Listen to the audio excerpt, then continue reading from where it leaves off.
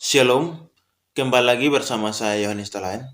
Kali ini kita akan bahas satu tema yaitu suka duka ketika seperahu dengan Yesus. Lalu mengamuklah taufan yang sangat dahsyat dan ombak yang menyabur masuk ke dalam perahu, sehingga perahu itu mulai penuh dengan air. Pada waktu itu Yesus sedang tidur di buritan di sebuah tilam. Markus 4 ayat 37 sampai 38a. Mengapa Yesus tertidur pulas? Tentu karena kelelahan fisik setelah aktivitas pelayanan sebelumnya. Namun taufan dahsyat yang datang dengan tiba-tiba saat itu membuat situasi menjadi kontras. Murid-murid mengalami keadaan yang menenangkan. Guru, engkau tidak peduli kalau kita binasa. Dalam Markus 4 ayat 38b. Di perahu itu ada 4 mantan nelayan yang tentunya sudah akrab dengan fenomena badai di Danau Galilea.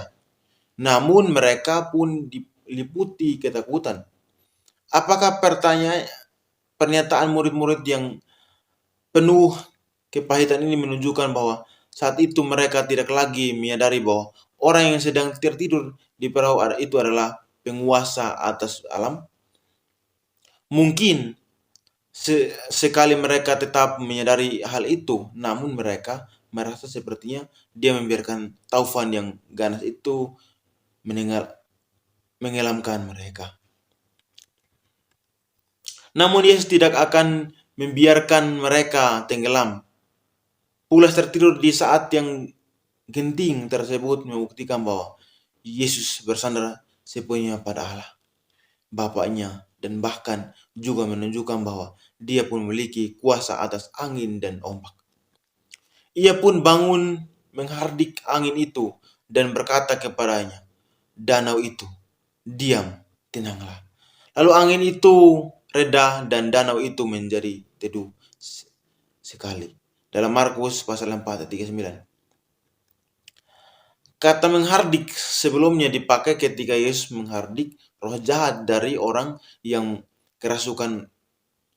Lalu roh jahat itu segera meninggalkan orang itu. Dalam Markus pasal 1 ayat 25. Dengan menghardik angin dan ombak yang mengamuk saat itu, Yesus mendemonstrasikan otoritasnya atas alam. Kini giliran Yesus untuk bertanya kepada murid-muridnya, mengapa kamu begitu takut? Mengapa kamu tidak percaya? Dalam Markus 4 ayat 40. Secara harfiah, masakah kamu tidak memiliki iman? Yesus ingin mengatakan bahwa murid-muridnya yang sebelumnya sudah menyaksikan mujizat-mujizatnya yang seharusnya tidak perlu dikalahkan oleh ketakutan dalam badai yang ganas tersebut. Apalagi tidak mungkin mereka tenggelam dan binasa karena Yesus masih harus melanjutkan tugasnya di bumi sampai selesai. Mereka menjadi sangat takut dan berkata seorang kepada yang lain, siapa gerangan orang ini sehingga angin dan danau pun taat kepadanya? Dalam Markus 4 ayat 41. Dari takut ditenggelamkan oleh badai yang dahsyat, murid-murid sekarang menjadi takut dalam pengertian positif, yakni kegaguman akan pribadi yang dahsyat yang dengan ajaib menghentikan amukan angin dan ombak.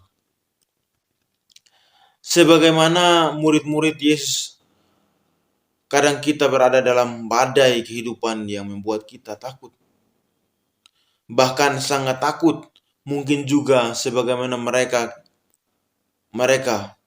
kita merasa Tuhan tidur dan membiarkan kita diterapa badai dahsyat yang rasanya akan mengelamkan kita. Bahkan sebagaimana mereka, ketakutan lebih menguasai kita daripada iman. Mari kita belajar dari peristiwa di Danau Galilea ini. Pertama, Allah tetap memegang kendali dalam hidup kita. Dan bagaimanapun ganasnya badai yang kita alami, dia tidak meninggalkan kita. Kedua, kiranya iman kita yang mengalahkan kekuatan kita dan bukan ketakutan kita yang mengalahkan iman kita.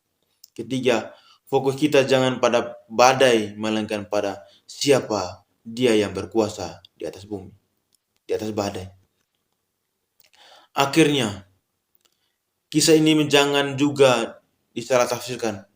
Kisah ini tidak mengajarkan kepada kita bahwa setiap badai pasti tidak akan menyelamkan kita, karena secara ajaib Tuhan yang akan menyelamatkan kita. Bisa terjadi bahwa dalam kedaruratannya Allah mengizinkan sakit, penyakit, bencana, musibah, bahkan kematian menaklukkan kita. Namun kasih-Nya dan maksud baiknya bagi kita tidak berubah dalam keadaan apapun. Dalam Roma pasal 8, 28 sampai 29. Soli Deo Gloria. Tuhan Yesus memberkati kita. Shalom. Thank you for the happiest year of my life.